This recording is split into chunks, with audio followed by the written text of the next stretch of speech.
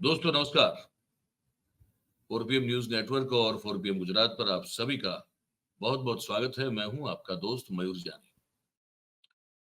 दोस्तों, संसद का विशेष सत्र जो था वो तो समाप्त हो गया और उसके अंदर उस दौरान हमने बहुत सारे लोगों को सुना अपनी बात कहते हुए। एक आज भारतीय जनता पार्टी के एक सांसद हैं, उनके द्वारा जिस तरह की भाषा का प्रयोग किया गया जो सत्र समाप्त होने से पहले, उस पर तो हम आज शाम को 6 बजे लाइव करने वाले हैं। आप अगर ये कार्यक्रम 6 बजे से पहले देख पाते हैं तो अब ज़रूर से जुड़ जाइएगा। अगर नहीं भी देख पाते हैं, 6 बजे के बाद देखते हैं तो उसकी लिंक आप जो है हमारे लाइव सेक्शन में मिलेगी, उसको आप ज़रूर से देखिएगा। और उसमें कुछ बहुत अच्छी बातें भी हुई। कुछ लोगों ने बहुत अच्छी बात रखी। मनोज झा साहब ने बहुत अच्छा एक अपना वक्तव्य दिया। वो जो कविता सुनाई उन्होंने, वो उस पर मैं सोच रहा हूँ अलग से कार्यक्रम करूँगा कुछ। संदीप पाठक जो आम आदमी पार्टी के राज्यसभा के सांसद हैं, उन्होंने बहुत अच्छी बात कही। वो भी एक सुनने लायक बात थी। मल्लिकार्जुन खड़गे साहब ने कहा, जयराम रमेश ने भी बहुत अच्छी बात रखी और राहुल गांधी ने भी संसद में बहुत अच्छी बात रखी। 15-20 मिनट का उनका भाषण था, स्पीच थी उनकी, लेकिन वो भी सुनने लायक थी। लेकिन एक और जो वीडियो इस कार्यक्रम में जो हम आपसे जो बताने जा रहे हैं, वो उन्होंने नॉर्वे की ओस्लो जो शहर है उनका, वहाँ की जो यूनिवर्सिटी है, वहाँ जब ये गए थे तब वहाँ से होके आए थे। तो वहाँ जो लोगों से उन्होंने वार्तालाप किया, उस पर हमने सोचा कि इस कार्यक्रम में बात होनी चाहिए। तो वो हम बताना शुरू करें उससे पहले आप सबसे एक छोटी-सी रिक्वेस्ट है कि आप अभी से इस चैनल की लिंक को हो सके उतना शेयर कर दीजिए, इस हमारी वीडियो की लिंक को। तो ज़्यादा से ज़्यादा लोगों तक हमारी बात पहुँच जाएगी आप सबकी मदद से। तो ये ज़रूर करें अभी। तो वहाँ उनसे बातचीत हुई, लोगों ने सवाल पूछे, एक बीच में एक जो थे वो एक व्यक्ति थे जो कि एक तरह से कोऑर्डिनेशन का काम कर रहे थे। सवाल करने वाले और जवाब देने वाले राहुल गांधी के बीच का एक मध्यस्थी की भूमिका में थे वो। उन्होंने सब सवाल लेके रखे थे, वो पूछ रहे थे। तो पहली बात हमको लगा कि आप तक पहुँचानी चाहिए उस बातचीत में, वो हम आपको सुना रहे हैं अभी और आप गौर से उसको देखिएगा, सुनिएगा। उन्होंने कहा कि ज़रूरी क्या है इस देश में अभी? ज़रूरी जो है, जिस मुद्दों पर बात रखनी चाहिए, होनी चाहिए और ध्यान केंद्रित होना चाहिए, वो क्या है? अगर वो आएँगे तो क्या करेंगे? इस पर बात हुई। When you look at India, one frame is you look at the whole of India, and the other frame is you look at different states in the union.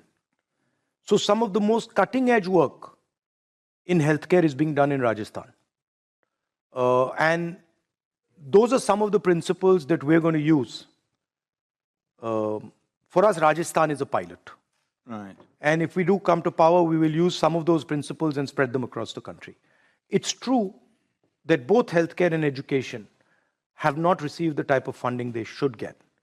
And we are pretty firm on the idea that the government needs to be aggressively involved in education and in healthcare and should spend much more money in both these areas.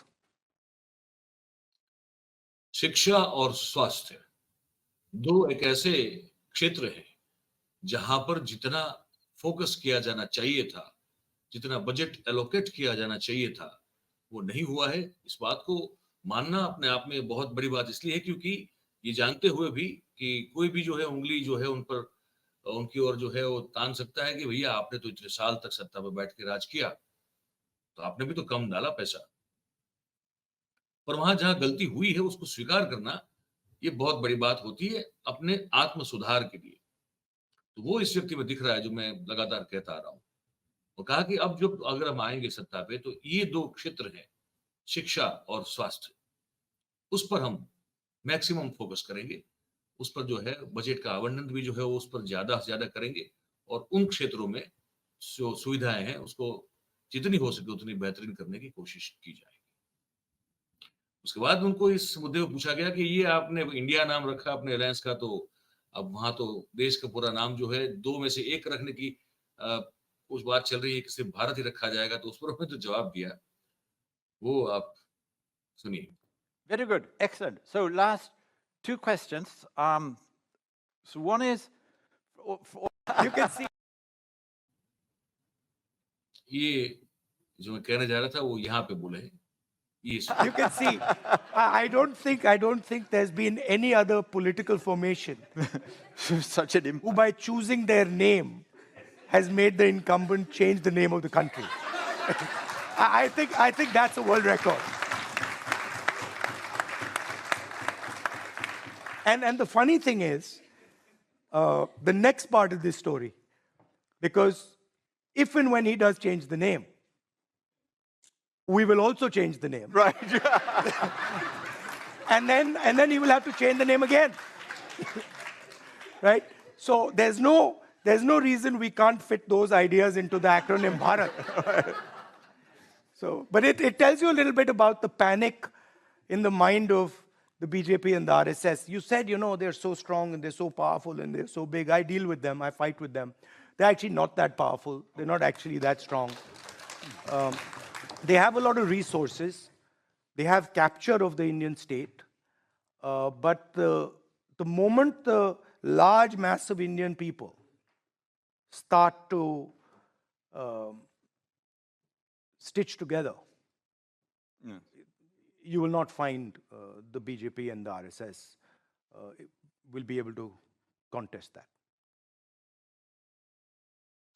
कह रहे हैं कि बड़ा अजीब सा है, शायद पहली बार ऐसा हो रहा है पूरी दुनिया में कि विपक्ष ने अगर कोई गठबंधन बनाया और उसका नाम कुछ रखा तो उससे पूरा देश का नाम बदलने की जो हिलचाल है वो शुरू हो जाए। बोले ये बहुत फनी बात है, लेकिन अब हो रहा है। उनका ये कहना था कि ये बड़े माना जा रहा है कि बीजेपी और आरएसएस बहुत ताकतवर है, किसी से डरते नहीं, पर बोले राहुल गांधी का कहना था कि उनके अनुभव में ये बात सच नहीं है। हाँ, ये बात सच है कि बीजेपी और संघ के पास रिसोर्सेस बहुत बड़े हैं। उन्होंने जो है इंस्टीट्यूशंस जो है उन पर काफी पकड़ बना के रखी हुई है, लेकिन फिर भी अगर देश की जनता अपने हित में अगर खड़ी हो जाती है, आवाज उठाती है, तो फिर उसका कोई मुकाबला नहीं हो सकता। और हंसते-हंसते ये भी कहा कि अगर वो नाम बदल देंगे तो हम वही नाम रखेंगे, तो शायद फिर से वो नाम वो बदल दें। तो ये सब बातें हुई। इसके बाद थोड़ी और गंभीर बातें हुई, वो मैं आपको सुनाना चाहता हूँ। उन्होंने कहा कि भारत में अब ये लगातार कहते हैं बाहर जाते हैं, तो यहाँ भी कहा कि हमारा जो लोकतंत्र है, उस पर अभी जो है खतरा बना हुआ है।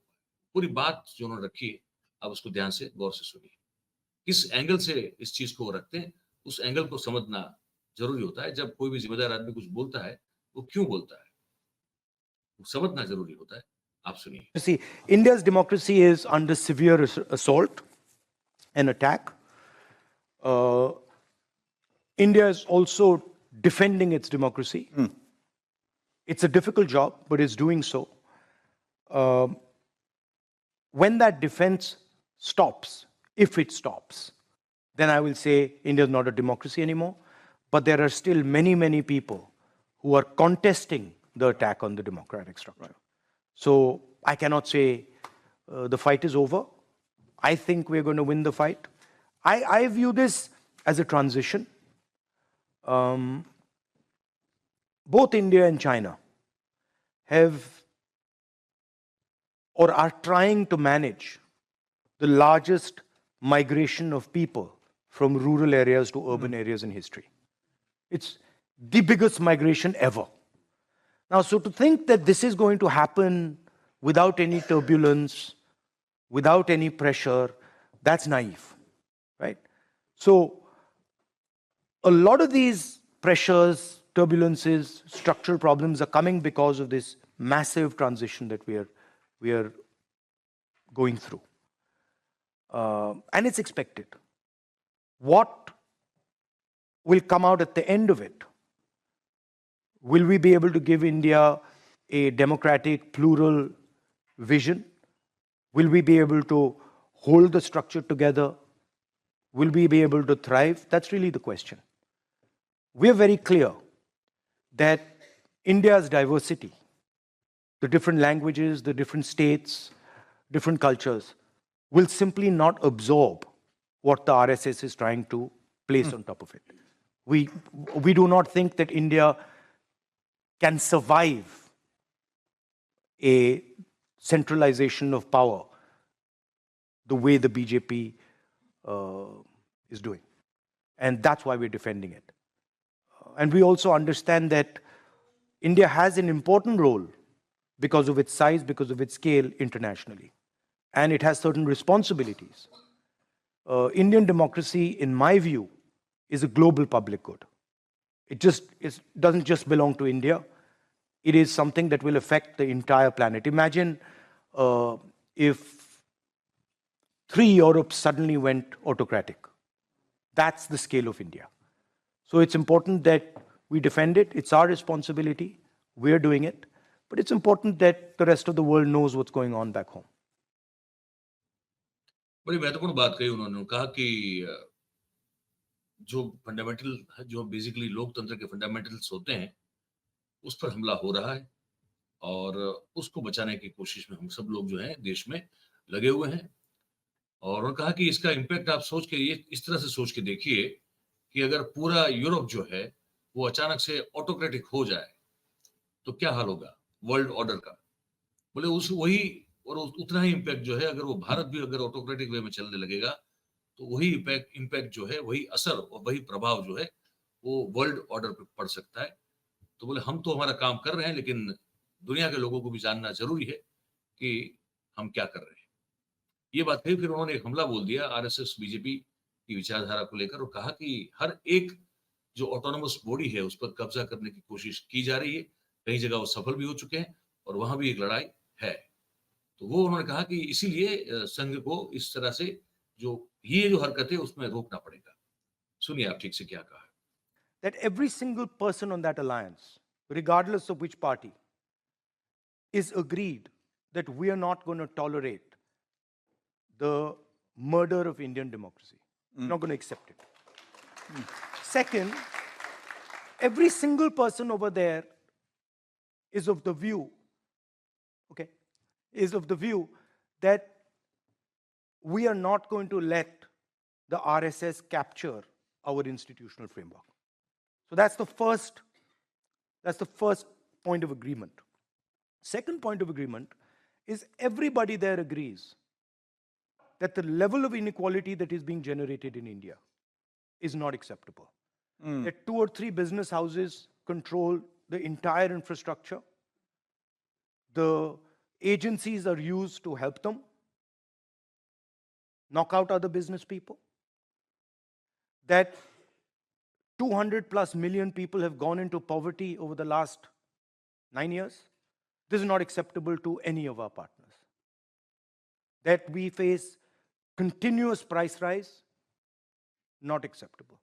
So those are the 2 broad frameworks. The third I could add would be all of them agree that government needs to spend much more money on healthcare and education and needs to be involved in that. ये बात भी उन्होंने कही बड़ी खुल के कही और कहा कि भी मोनोपोलाइजेशन जो हो रहा है कुछ ही लोगों को फायदा हो रहा है वो भी ठीक नहीं है जो कीमतें बढ़ रही हैं महंगाई बढ़ती है इन्फ्लेशन बढ़ रहा है बेरोजगार का मामला है स्वास्थ्य शिक्षा का मामला है और कुछ लोगों को विशेष रूप से लाभ पहुंचाने के लिए एजेंसियों का दुरुपयोग हो रहा है और साथ में ये भी हो रहा है कि अगर कोई कंपटीशन है तो उसको नॉकआउट करने के लिए उन एजेंसीज का उपयोग हो रहा है जो बिल्कुल एब्सोल्युटली अनएक्सेप्टेबल है इसका स्वीकार नहीं हो सकता ये बात भी उन्होंने कही एक आखिर में उनसे बात पूछी गई कि भाई आपके वहां जो भारतीय लोग हैं वो जब भारत में होते हैं जब विदेश में होते हैं तो फिर वो रिलीजियस फ्रीडम को मानते हैं उसकी बात भी करते हैं और जब वो भारत में आते हैं तो रिलीजियस फ्रीडम को क्यों नहीं मानते ऐसा कुछ सवाल पूछा गया उसका जवाब राहुल गांधी ने जो दिया वो हम आपको सुनाते हैं Very good, excellent. So last 2 questions. So one is also from the audience. I'll read it because it was sort of it was a very interesting one. NRIs are enjoying religious freedom abroad, but they don't want religious freedom in India. What will you tell them? What will we tell them? That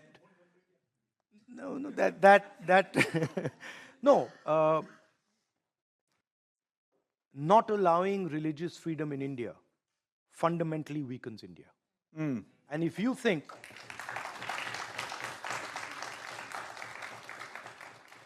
And if you think that India should be weakened, we don't agree with you. So for us, it is very important that all people from India are allowed to follow their religion, are allowed to express themselves. Minorities, lower castes, Dalits, tribals, everybody is a part of India. And everybody should be allowed to thrive, to have an imagination. And if you subvert anybody, if you crush anybody's imagination, you're damaging the country. And we don't appreciate people who damage the country.